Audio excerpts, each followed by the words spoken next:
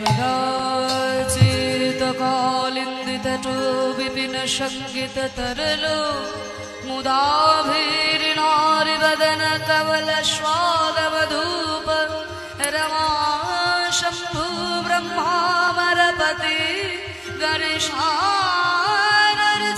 पदो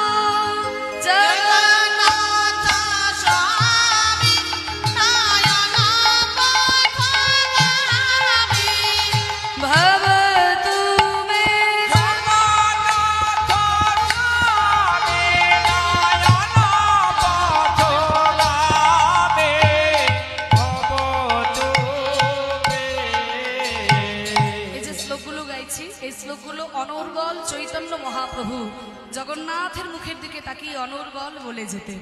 একটু মানেটা বলে দিই, শ্লোকগুলো তো শোনা হয়, মানেটা বোঝা হয় না। বলছে কদাচিৎ কালিন্দী তট বিপিন সঙ্গীত তরল।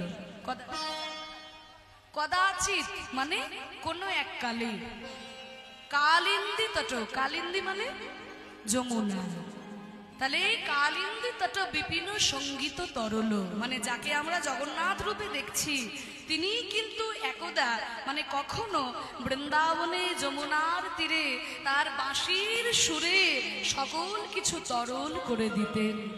কদাচিৎ কালিন্দী তট বিপিন সঙ্গীত তরল, বাঁশির সঙ্গীতে সব কিছুকে পাথর বলে জল হয়ে যেত, যমুনা উজানে বইতো একদা যার বাঁশির সুরে।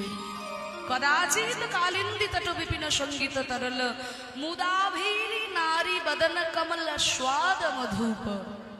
বলছে আভিরি নারী মানে গোয়ালিনী গণের, কি বলছে মুদাভিরি নারী বদন কমল স্বাদ মধুপ, বদন কমলের যে মধু সেই মধু আস্বাদন করার জন্য ভ্রমর স্বরূপ যেন আমার গোবিন্দ।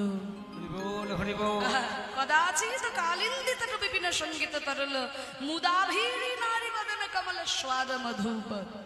বলছে শোনো, তাহলে শুধু এইটুকু ভেবে নিও না জানো যে আভিরি নারীগণের বদন কমলের পান মধু পান করার জন্য তিনি বৃন্দাবনে ছিলেন, সেটা কিন্তু নয়।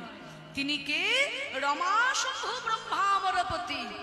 রমা মানে লক্ষ্মী, শম্ভু মানে শিব ঠাকুর, ব্রহ্মা অমরপতি, অমর মানে দেবতা, যারা অমর, অমরপতি মানে দেবতাদের পতি অর্থাৎ ইন্দ্রদেব। তাহলে লক্ষ্মী দেবতা, ব্রহ্মা এবং শিব ঠাকুর আর দেবরাজ ইন্দ্র যাকে সদা সর্বদা স্মরণ করে, গণেশ আর অর্চিত পদ, এবং গণেশ ঠাকুর সদা সর্বদা যার পদ স্মরণ করে তিনি কিন্তু এককালে বৃন্দাবনে বাঁশির সুরে সকলকে মোহিত করে দিয়েছে।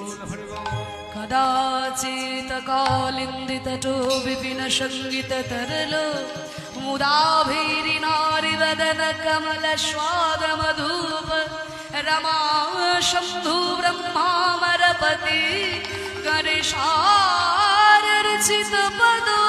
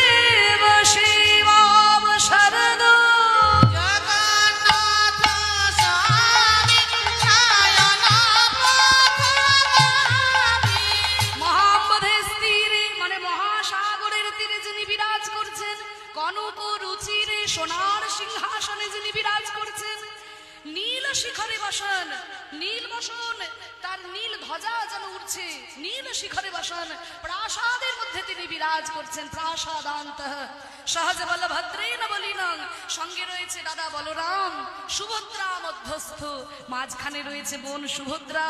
সকল দেব সেবা শরদ, সকল দেবতাগণ সদা সর্বদা তাকে স্তুতি করছে।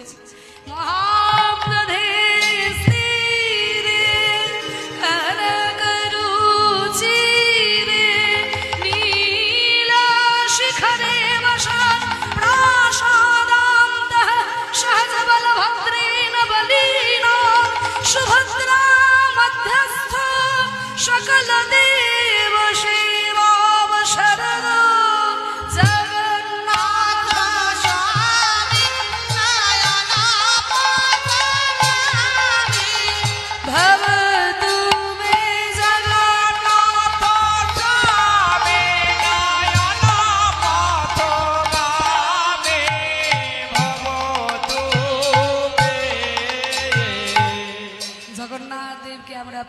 করে স্মরণ করলাম।